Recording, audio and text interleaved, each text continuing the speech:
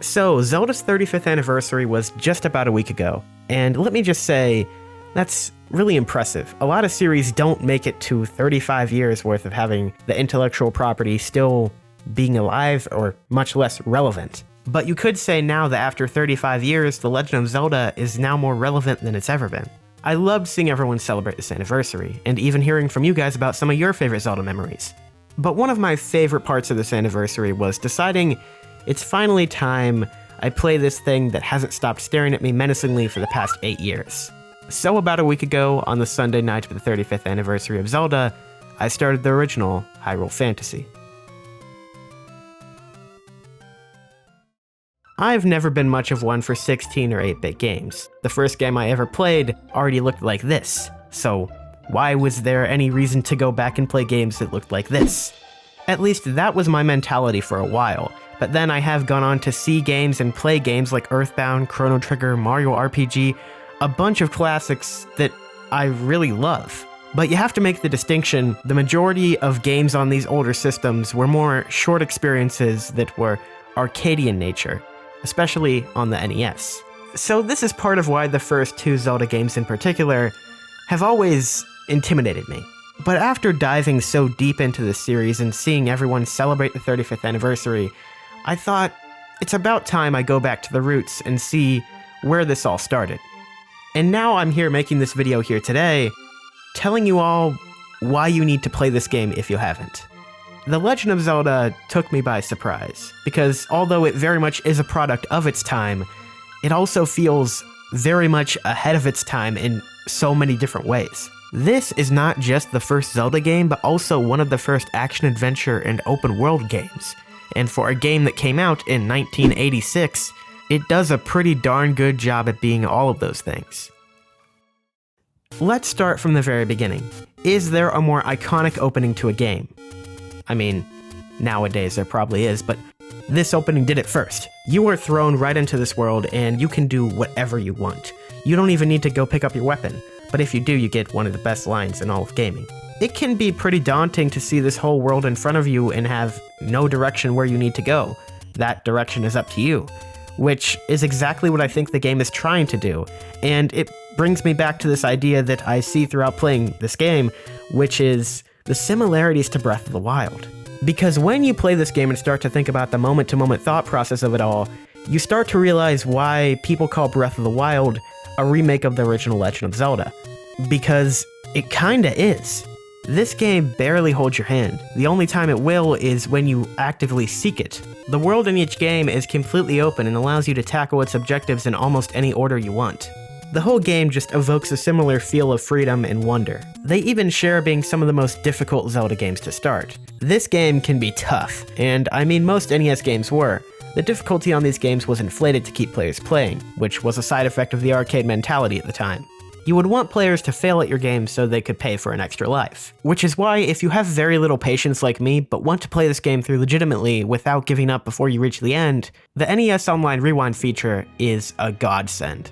This might just be one of the greatest ideas known to humankind. If you're unfamiliar with this, the function is that you can just hold down a button and instantly rewind your gameplay up to 30 seconds. Now, I absolutely love this feature, because I don't know if I would have the patience to finish The Legend of Zelda without it. What this does doesn't underline the difficulty of the game. That's most certainly still there. But it does totally remove the punishment for failing, instead giving you a chance to jump right back in and try again. It brings to mind Celeste for me, a game with a purposefully high difficulty but no penalty for failing. Also, you can use it to cheese those stupid whiz rubs. Oh my gosh. Oh. If there's one thing about this game that I absolutely hate, it's the whiz rubs. And I guess that's a good segue into talking about another part of this game that I think it really nails, which is the enemies. Now, The Legend of Zelda could be seen as a bit lacking when it comes to its puzzles. We've seen later games in the series make great use of set pieces, different mechanics and items, and just all kinds of stuff to make great puzzles. But in The Legend of Zelda, there's not a lot of that. I feel like the enemies are the puzzle in this game. As you enter each of the game's 9 dungeons, you are bound to meet a new enemy with a new way to defeat them. You originally fight a Dodongo as a boss, and the whole point of that fight is not to be a hard fight, but to be a puzzle. How do I defeat this guy? Maybe I throw a bomb in his mouth. Then you'll see enemies with very sporadic movements, such as the Wizrobes or the Darknuts, and the whole puzzle there is figuring out how to defeat them without killing yourself, basically. In this enemy variety, and the different ways I approach taking each one down is something I really admired about this game. Especially as someone who's been playing a lot of Breath of the Wild the past few years, it's really rewarding to come back and see this kind of puzzle mechanics just in enemies. Sure, it's nice how Breath of the Wild lets you take out enemies in any way you want, but I also think there's something to be said about letting you turn enemies into a puzzle. Also, I do find it a little bit hilarious how the first game in this series has a whole lot more enemy variety than the most recent. Now I want to go a little bit into dungeons, because this game has 9 of them, and they can be done in any order. Now, should you do them out of order? Starting level 6 before level 5 is where I got my disdain for Wizrobes. I think this is the area of the game, though, where you really start to see just how influential this game was in setting up the rest of the series. The overworld of The Legend of Zelda is not really something I see as very influential to the rest of the series. It was for Breath of the Wild, it most certainly was. That's what I think inspired Breath of the Wild. But for the majority of the classic series, I feel like the dungeons is more where you see that crossover from the beginning.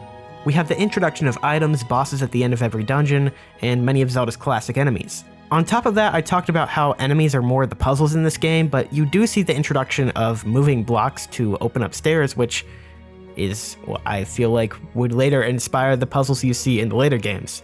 It's not all praise for Zelda 1 though. There are some pretty interesting design choices here that are a product of their time. You see a lot of things that just aren't explained to you, like, oh, I'm supposed to bomb this wall here. Okay.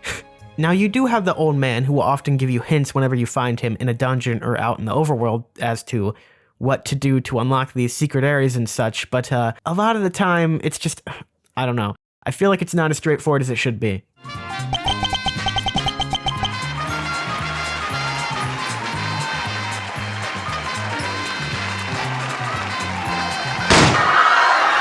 Again, this is a product of the time and how games were made back then. You also have the fact that the original The Legend of Zelda came with a manual, which would tell you hints to stuff like this that you can't find in the game, but that was originally part of the experience, because back in the day, manuals were a really big part of when you played games like this. It was your adventure guidebook. It wasn't just there to teach you the controls, but also give you story context and hints on where to find all this absurdly hidden stuff. That's why, on top of using the rewind feature I mentioned earlier, I feel like if you're going to play this game today, you should probably use a guide. I just want to drive this point across though, which is I was impressed by this game. It does so many things that are ahead of its time and inspire the Zelda series, not just by beginning it, but also by inspiring the new direction it's taking right now. Playing through this the last week was actually not a chore like I thought it would be, but a joy. Even though this game is now 35 years old, I think there's still reason to play it. And I'm not just saying that as you need to experience it, but I also think this is a fun game of its own merits as well. Which is surprising to me, because I did not expect to be saying that here today. But I can say that if you have not played this game, you need to. And if you have, maybe play it again. It's actually a good game. It's really surprising to me just how much Zelda DNA there is in this game. And while I probably haven't done the best job of talking about all that here today, and I don't want to spoil anyone that hasn't already played the game, I think this game deserves more credit. And I know it already gets a lot of credit, but as someone who hadn't played this game before and always just heard about all the early Zelda games, you always hear A Link to the Past is the most impactful game. It sets up the Zelda formula. And while it does, many of those ideas go even further back, all the way to the NES.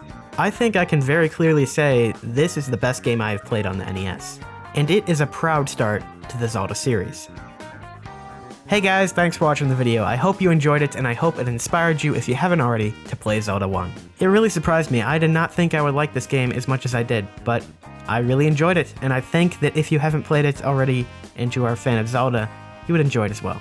If you did enjoy this discussion about my first dive into Zelda 1, please make sure you hit the subscribe button if you haven't already, because we have a whole lot of Zelda content coming your way.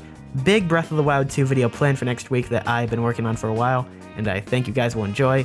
So stay tuned to the channel, All that's coming soon. And as always, you can also find me on Twitter at XenogamerYT, join the Discord server with the link in the description, and check out the Twitch stream every Friday night for some fun times. Let me know if this video convinced any of you to play Zelda 1, and if you already have, let me know what your experience was playing it the first time. I want to know.